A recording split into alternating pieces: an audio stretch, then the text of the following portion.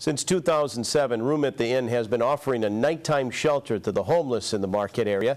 TV6's Jennifer Perez has an update on the program and those being helped by it. Never thought I'd be homeless and wondering where you're going to lay your head. Grant Newby had a house, career, and a wife, but that changed after he had an accident at work, leaving him disabled. For the last 6 years, Newby has been homeless. Room at the Inn has given him a temporary home. This place has given me a lifeline. You know, they treat us with pride and dignity, and I just really appreciate it. I'm grateful for what they're doing for me. Each weekend, Room at the Inn travels to a different Marquette church. They offer emergency shelter, food, social services, and a support system to the homeless, helping them get back on their feet.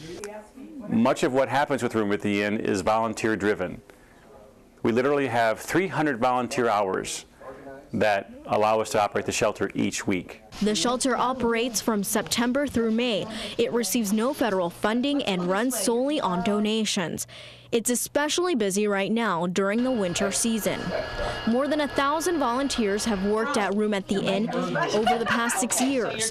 Those volunteers have made a big impact. The volunteers have definitely given me the confidence to give that extra step, give that extra oomph, and try to make it. Whereas if there wasn't a program like this, I'd probably just give up, crawl in the corner. Guests staying at Room at the Inn know the 15-bed facility won't be their permanent home. It's a hand up to getting their life back on track.